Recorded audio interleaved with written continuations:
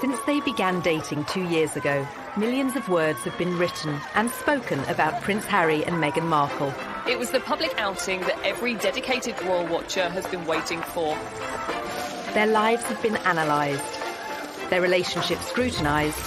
But while journalists and commentators continue to have their say, two people know the story better than anyone: Harry and Meghan themselves. Ladies and gentlemen, Meghan Markle. In this programme, their speeches, It just wasn't right, and something needed to be done. their interviews, So I'd love to have kids right now, but yeah, there's a process that one has to go through. and home movies. This is the aftermath of the audition. Meghan isn't, your typical type of royal bride. And I am burning up. She had put so much of herself out there. This is what I do at duck throw. All brought together for the first time. At the end of the day, I'm a human being. I'm just a normal person like these guys are. Their lives are an open book. And that means we've painted a very quick picture of them together. This is the story of Harry and Meghan, in their own words. Thank you so much.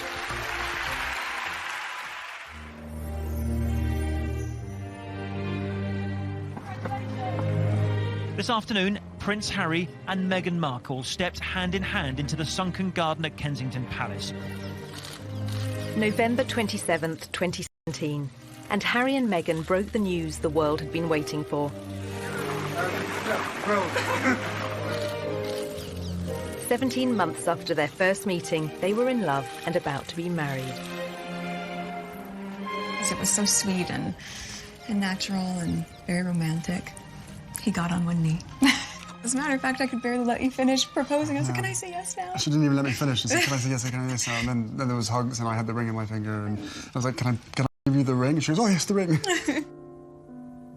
Although this was the first time they'd spoken as a couple, both had long experience of talking about themselves. Raised worlds apart, they'd chronicled their experiences from childhood.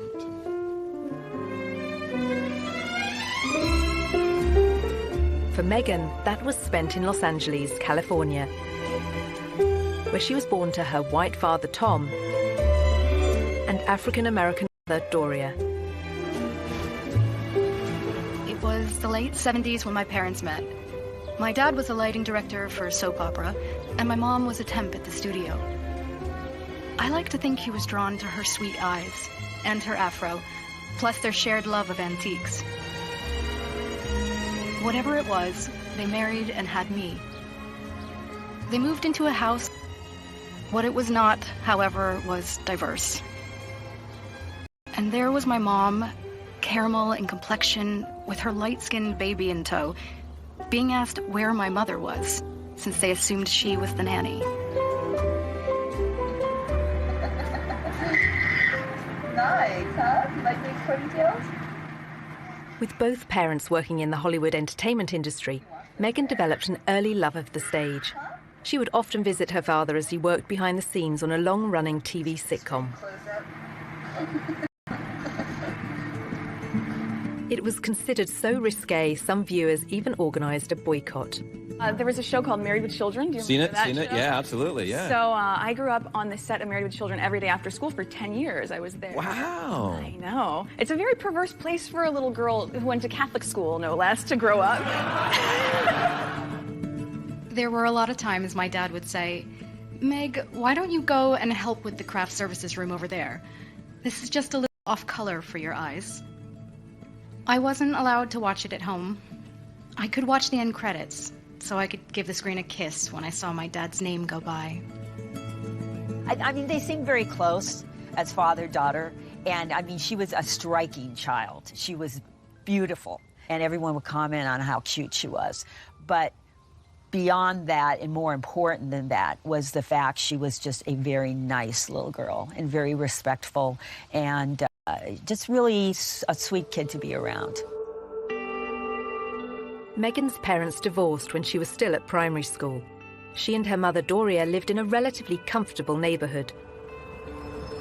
But LA at that time was riven by racial tensions, and in April 1992, they boiled over. The acquittal of 4 white policemen filmed beating a black motorist sparked nearly a week of ferocious rioting. The city pretty much burned in South Los Angeles. Skies were black, ashes everywhere. You didn't know how far they were going to reach, or you didn't think they were going to stop. It was kind of just like being in another world. The violence claimed 63 lives. 2,000 people were injured and 12,000 arrested. As it spread north towards Meghan's school, the 10-year-old and her mother had to run for shelter. They had let us go home during the riots, and there was ash everywhere. Oh my God, Mommy, it's snowing. No. Imagine any parent would want to keep their child inside because when your city's burning, when you fear for your life, children shouldn't have to experience that.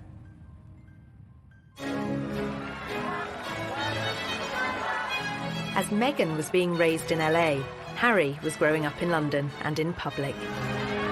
As the youngest son of the world's most famous woman, he was in the media spotlight from day one. When it comes to dealing with the press, Prince Harry has a style all of his own. But despite the constant presence of the cameras, Princess Diana was determined to surround Harry and his older brother William with laughter and fun.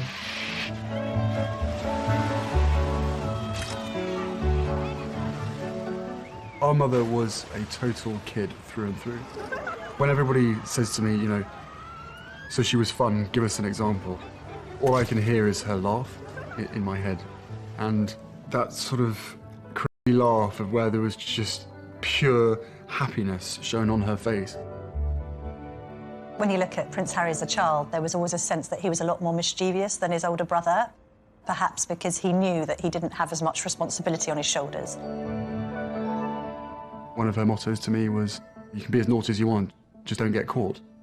She was one of the naughtiest parents. She would come and watch us play football and smuggle sweets into our socks. And I mean, like literally walking back from a football match and having sort of 5 packets of Starburst, and just the whole shirt was just bulging with sweets. I think that very much appealed to Prince Harry's character and sense of humour, this idea that he could be a bit of a royal rebel like his mum and still get away with it. As part of his privileged upbringing, Harry was sent to Wetherby School in London's Notting Hill, where fees are more than £7,000 per term.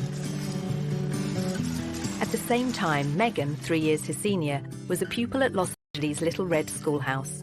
With its strong academic and artistic reputation, it was a favourite for Hollywood families.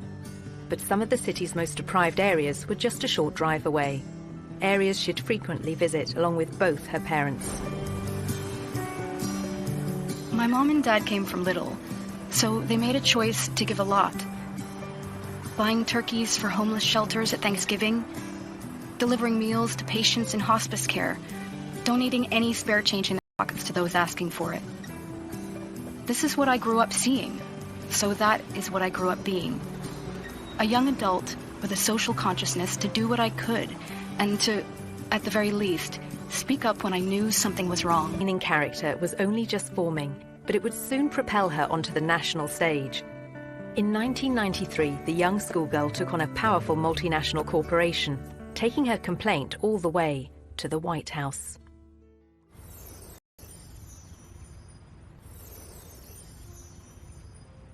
Ladies and gentlemen, please welcome Meghan Markle. As a successful actress, Meghan has used her profile to champion a range of different causes. Well, good evening. That doesn't feel like enough, But her campaigning efforts began long before she found fame. The fact that Meghan is interested in these causes, that's not new. It's not something that she's taken up after a life of celebrity, that she's suddenly found out that she needs to help people. It really started from the very beginning when she was just a little girl. There is a story about how she was very proactive in protesting about an advertisement that she felt was very denigrating to women. The gloves are coming off. Women are fighting greasy pots and pans with Ivory Clear. The tagline said, "Women all over America are fighting greasy pots and pans 2 boys from my class said, "Yeah, that's where women belong, in the kitchen." I remember feeling shocked and angry and also just feeling so hurt. It just wasn't right, and something needed to be done. My name is Meghan Markle. I'm 12 years old. Last week at my school, we decided to watch the news for social studies. While flipping through the channels, we saw a commercial for the new Ivory clear dishwashing liquid. In the commercial, they said women are battling grease, meaning only women do dishes. When I heard this, the boys in Meghan wrote to Procter & Gamble, the company behind the ad, to America's then First Lady Hillary Clinton, and to the US TV program Nick News, which sent a reporter to interview her. I don't think it's right for kids to grow up thinking these things, that just mom does everything. So I was wondering if you would be able to change your commercial to people all over America. Thank you, Meghan Markle. Incredibly, the 12-year-old's lobbying campaign worked. And it was roughly a month later when the soap manufacturer, Procter & Gamble, changed the commercial. The gloves are coming off. People are fighting greasy pots and pans with Ivory Clear. She had a sense that she could affect change, even though she was just one small person. She had a voice. If you see something that you don't like or are offended by on television, make a difference for not just yourself, but lots of other people. Makes me feel... Meghan's time in the spotlight lasted for just a few days in 1993. But by then, Harry was used to relentless media attention. Soon it would become uncomfortable, both for him and his elder brother William. The reason? Their mother's very public and very bitter split from Prince Charles. It must be pretty tough when one day your father says it's all over. And you've got to split your time between here or with your mother. When he was the youngest, he must have seen the arguments and the rows together they'd had, and it had an effect on him. Charles and Diana officially divorced in 1996. In August 1997, she went on holiday with her new boyfriend, Dodi Fayed. Pursued by the paparazzi through the streets of Paris, their chauffeur-driven car crashed in a city centre tunnel. 3 people were killed, including Diana.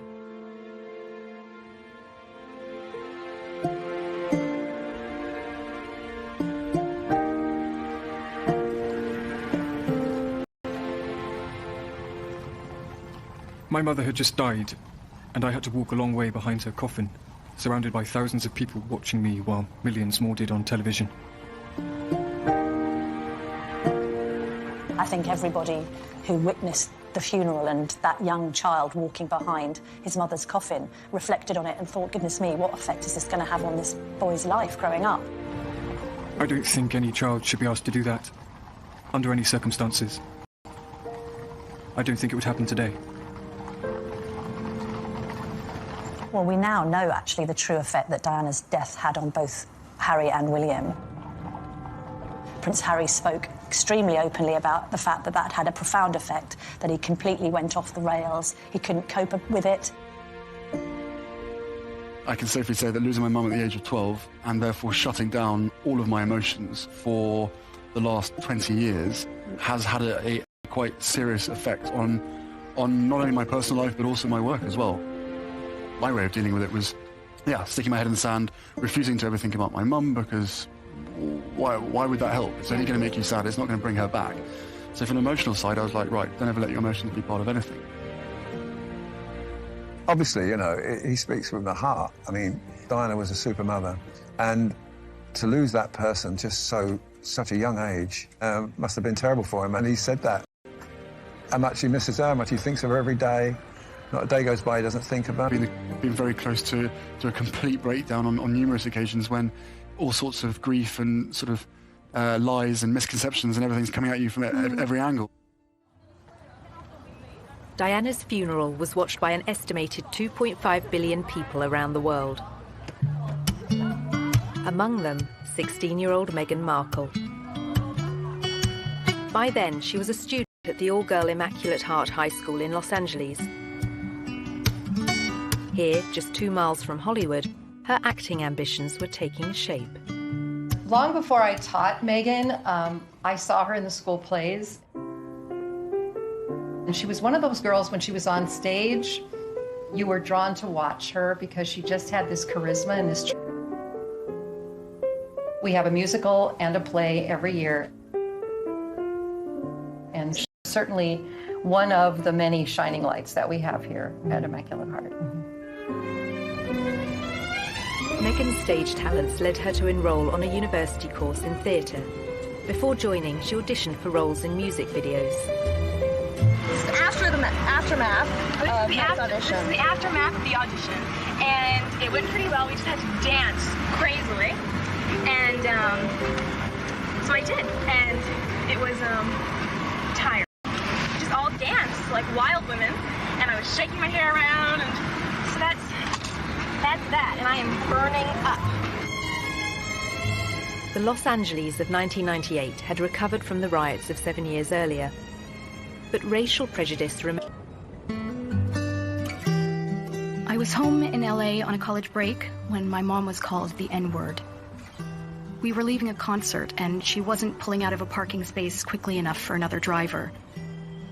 My skin rushed with heat, a whisper of words so hushed they were barely audible. "It's okay, Mommy." I was trying to temper the rage-filled air permeating our small silver Volvo. This is something that has happened for people of color since we've been brought to this country some 400 years ago. It's unfortunate because racism hurts. You know, just to talk about it, it hurts. And kids don't need to hurt. They shouldn't have to. I shared my mom's heartache, but I wanted us to be safe. We drove home in deafening silence, her chocolate knuckles pale from gripping the wheel so tightly.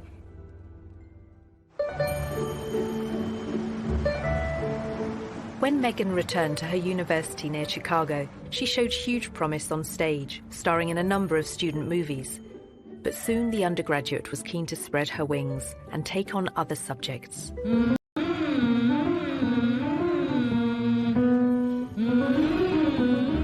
I had always been the theater nerd at Northwestern University. I knew I wanted to do acting, but I hated the idea of being this cliché, a girl from LA who decides to be an actress. I wanted more than that. And I'd always loved politics, so I ended up changing my major completely and double majoring in theater and international relations. As part of her degree, Meghan won an internship at the US Embassy in Argentina. In 2002, the country was in financial crisis. Meghan was sent to greet a top White House official, whose car was then surrounded by placard-waving demonstrators. It was their economic devaluation, and our Secretary of the Treasury at the time was there. So I'm 20 years old, in Buenos Aires, in a motorcade, doing that whole thing. I thought for sure I would still have a career in politics. And then I came back to LA for Christmas, and a friend of mine from college introduced me to this manager. The manager had watched one of Meghan's student films and said he could find her cinema and TV work in return for a 10% cut of her earnings. But, as she was soon to discover, the competition for roles was fierce. A young actor, actress trying to break into the business, it is not easy. My parents had been so supportive, watching me audition, trying to make ends meet, taking all the odds and ends jobs to pay my bills. I was doing calligraphy, and I was a hostess at a restaurant, and all those things that actors do. There's so many people out here who want to get into the entertainment industry. It's difficult. I had a beat-up Ford Explorer Sport that rattled like a steamboat engine in the morning. Audition to audition, just as I was.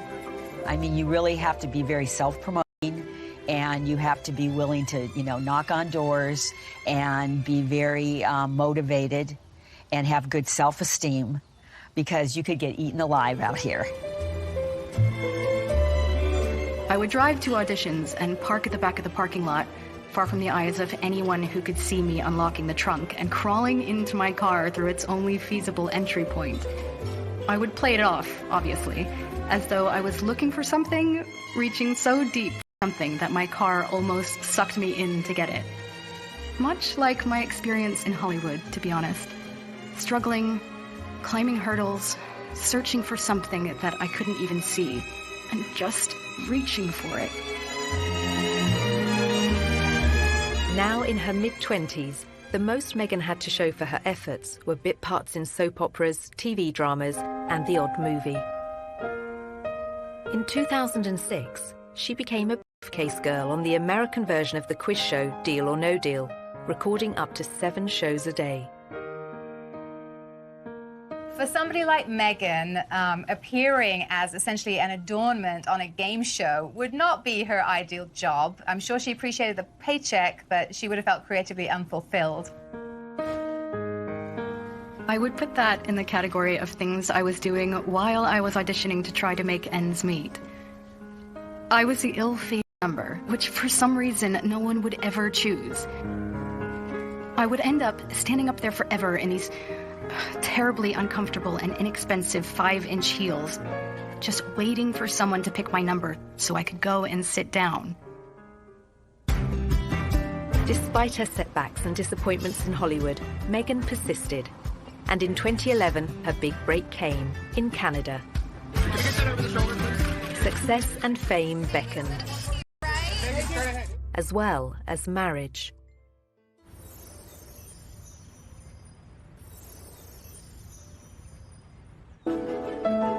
By her late 20s, Meghan Markle was still struggling to make it in Hollywood. Along with the hurdles facing all young actresses, she had a further challenge: her mixed-race heritage. It took quite a few years for Meghan really to be comfortable with her identity. Hollywood didn't help with that, and it must have been very hurtful and very frustrating for her at times. I'm biracial. Most people can't tell what I'm mixed with, and so much of my life has felt like being a fly on the wall. And so some of the slurs that I've heard, or the really offensive jokes, or the names, it's just hit me in a really strong way. Pegged in the industry meant I could audition for virtually any role. I wasn't black enough for the black roles, and I wasn't white enough for the white ones, leaving me somewhere in the middle as the ethnic chameleon who couldn't book a job. But the breakthrough was getting closer. At one audition, a casting director advised Meghan to adopt a more natural look. She stopped me in mid-scene and said so simply, "You need to know that you're enough." She saw all that self-doubt beaming through the self-tanner and excessive blush. You need to know that you're enough. Less makeup, more Meghan. And that moment for me was a wake-up call.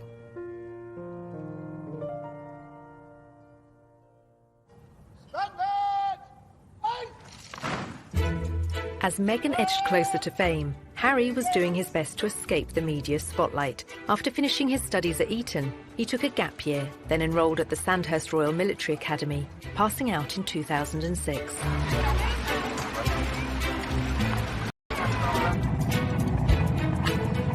A year later, he served in Afghanistan. This is not a rehearsal. This is war. Prince Harry taking on the Taliban and coming under fire.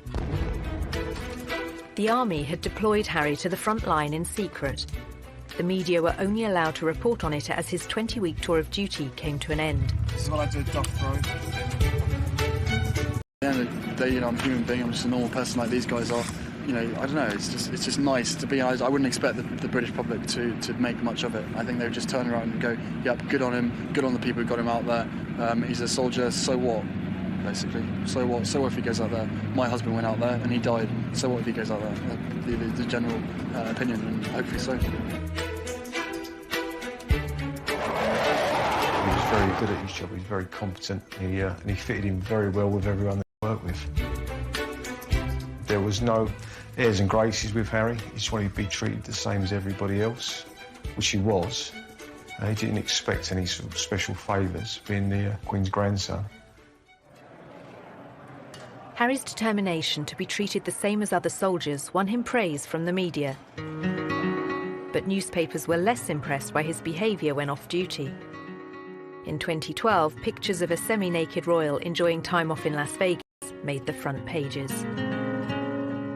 It was probably a classic example of me probably being too much Army and not enough Prince. I don't really want to get into details of what I think and what other people think. You know, at the end of the day, I probably let myself down, let my family down, I'd expect. Several months after the photos were published, Harry was on a second tour of duty in Afghanistan, this time as a captain and helicopter pilot.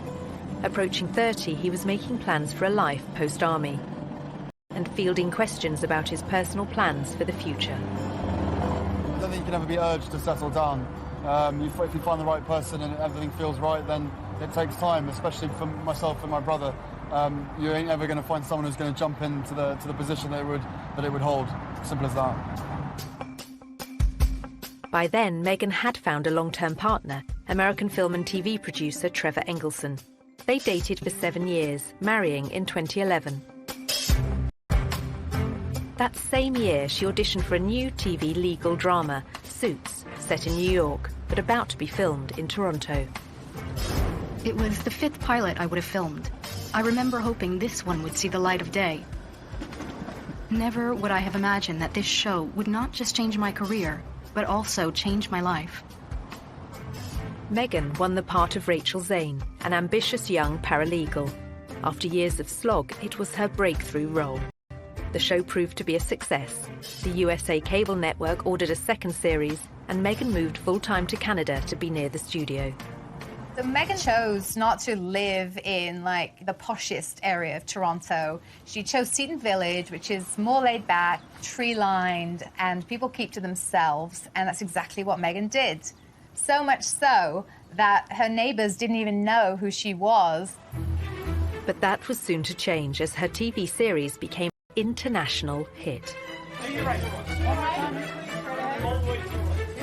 As Meghan basked in her newfound fame, Harry was concentrating on building a new career. After the negative headlines surrounding his off-duty life, Harry became patron of the Invictus Games for injured servicemen and women, and he began supporting a range of causes that were close to his mother's heart. I'm particularly pleased to be with you today because my mother as patron very much admired Henry and the vital work that it does, and for me that's good enough. He was also increasingly active in aid programs abroad, especially in Africa, where his Sentebale charity is based. Sentebale means forget-me-not. It's in memory of Princess Diana. I think actually Harry's been concerned that some of her good work has been undone in recent years, and a sense that he needs to carry on her good work, otherwise it would have been meaningless. Harry had first visited Botswana in southern Africa shortly after Diana's death. This is where I feel more like myself than anywhere else in the world. I have this intense sense of normality here. To not get recognised, to lose myself in the bush with what I would call the most down-to-earth people on the planet. People dedicated to conservation with no ulterior motives, no agendas, who would sacrifice everything for the betterment of nature. I talk to them about their jobs, about what they do, and I learn so much. By 2013, Meghan's TV series Suits had become a huge hit for the USA network. It was their most popular show for young adults, the audience advertisers valued the most. She was a star, and with stardom came power. Before filming Series 4, she complained to the program makers. This season, every script seemed to begin with Rachel enters wearing a towel. And I said, nope, not doing it anymore. Not doing it. I called the creator and I was like, it's just gratuitous. We get it. You've already seen it once, so I think at a certain point you feel empowered enough to just say no. Meghan was also starting to use her power in other ways. The charity World Vision made her a global ambassador, promoting sanitation projects in remote villages. Well, Meghan's visits to countries like Rwanda have focused on girls and women. All of these speak to her concern for female empowerment and really wanting to make a difference that way. you'll feel really good at the end of the day knowing that you've been a part of that. I gotta get these kids home. I'm gonna go take a picture with them.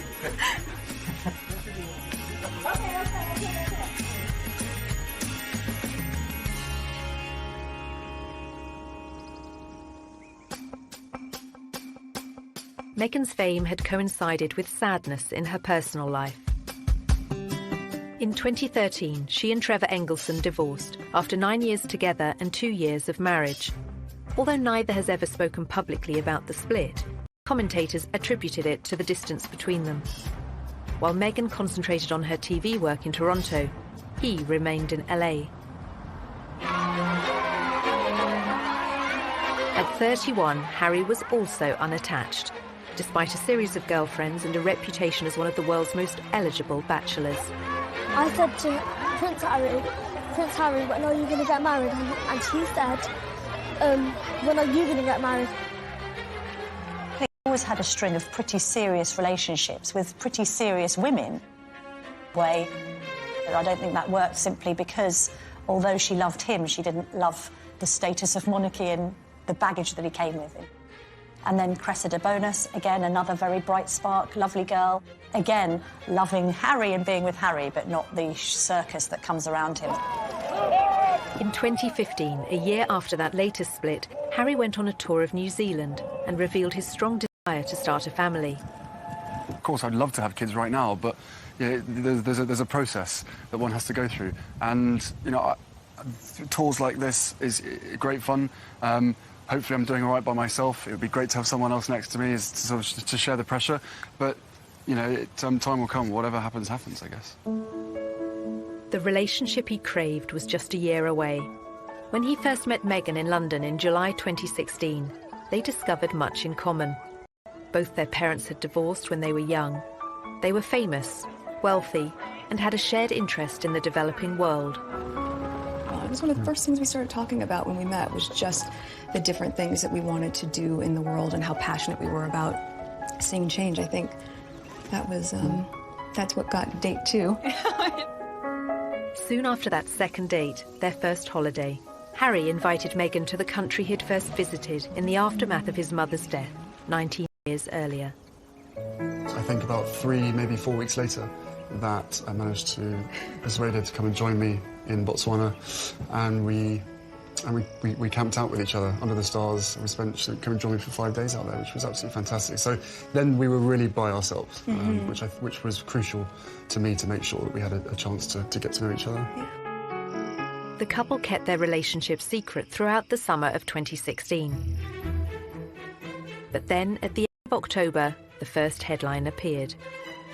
You have a story like that and it breaks, and the rest of Fleet Street is then playing catch-up. And it was then after the story broke that you found people descending on Meghan's house, chasing after anyone that ever knew her, chasing after family members.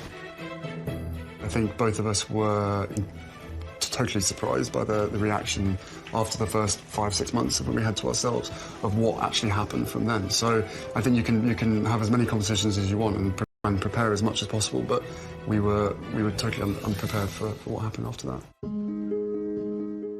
Some reports concentrated on Meghan's family neighbourhoods in LA.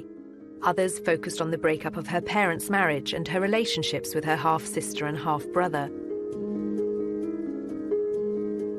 There's a misconception that because I have worked in the entertainment industry that this would be something I would be familiar with. That I've never been part of tabloid culture. I've never been in pop culture to that degree. I made the choice to not read anything.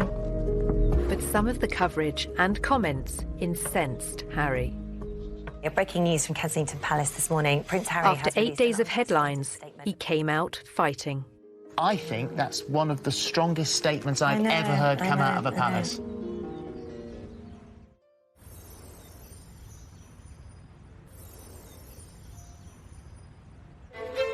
November 2016. Just 8 days after the story of Harry and Meghan's relationship broke, Kensington Palace went to war with the press. Prince Harry is worried about Miss Markle's safety and is deeply disappointed. The hallmarks of Harry's words and character all over it. It is not right that a few months into a relationship with him that Miss Markle should be subjected to such a storm. I think he was saying, look, this girl's important to me, and I want to make sure that you're all careful in what you're doing. He knows commentators will say this is the price she has to pay, and that this is all part of the game. He strongly disagrees. This is not a game, it is her life and his. I think that's one of the strongest statements I've ever heard come out of a palace. I think so too. It's incredibly personal statement. He is obviously very, very angry. Well, good for him. I think the statement went down very well with the public in saying, yeah, fair on Prince Harry, this girl needs to be protected. I think others were a bit more critical, saying, well, all right, but you can't have it both ways. You get a lot of great publicity for your...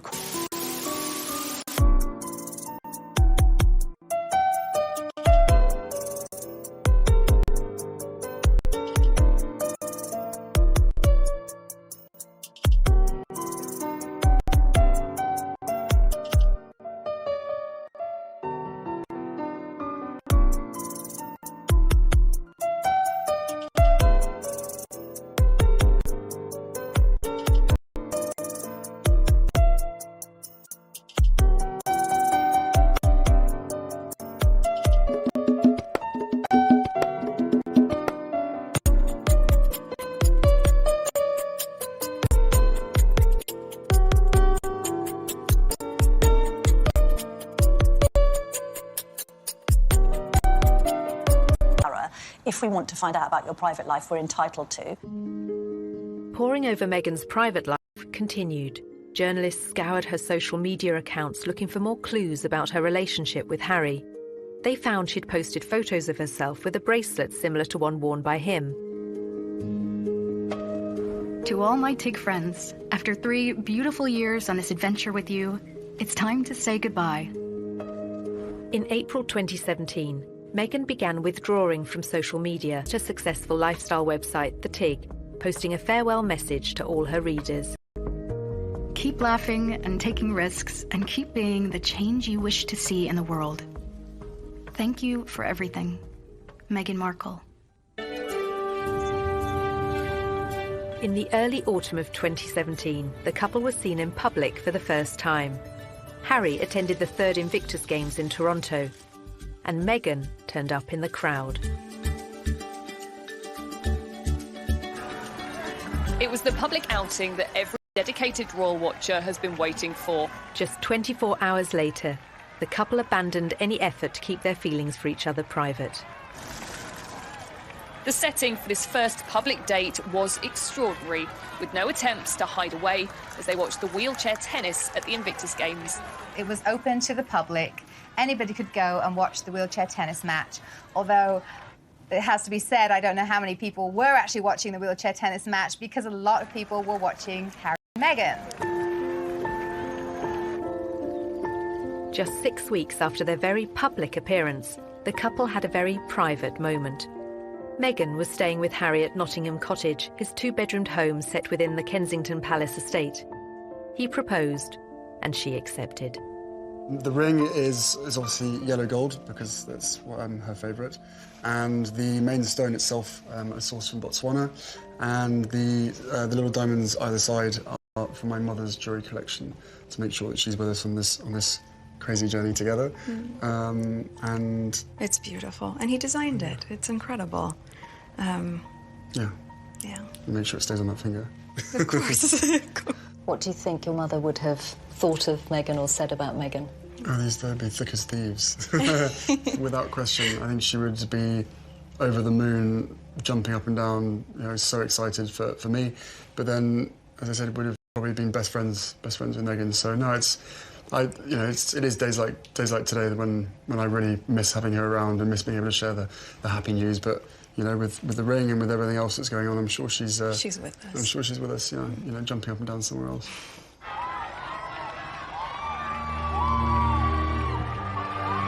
Since the announcement, Meghan has become the fresh face of royalty, connecting with a new generation, just as Harry's mother once did.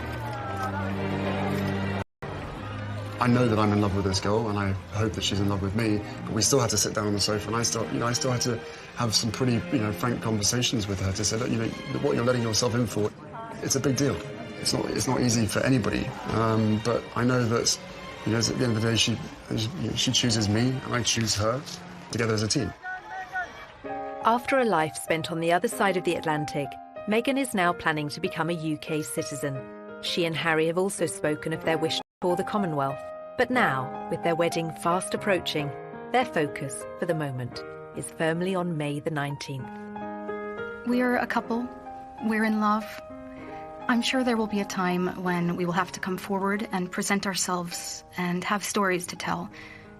But I hope what people will understand is that this is our time.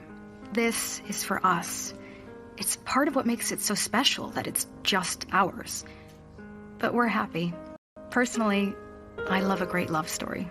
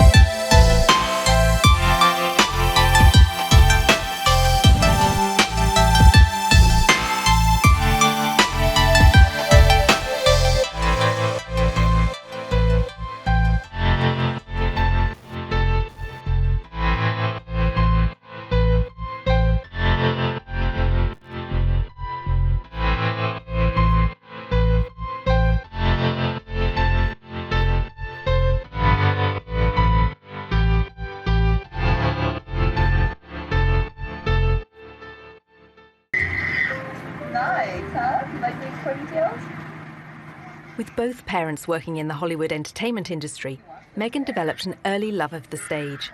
She would often visit her father as he worked behind the scenes on a long-running TV sitcom. It was considered so risque, some viewers even organised a boycott. There was a show called Married with Children. Do you remember that show? Yeah, absolutely, yeah. So I grew up on the set of Married with Children every day after school for 10 years. I was there. Wow. I know. It's a very perverse place for a little girl who went to Catholic school, no less, to grow up. There were a lot of times my dad would say, Meg, why don't you go and help with the craft services room over there? This is just a little off color for your eyes. I wasn't allowed to watch it at home. I could watch the end credits, so I could give the screen a kiss when I saw my dad's name go by. I mean, they seem very close as far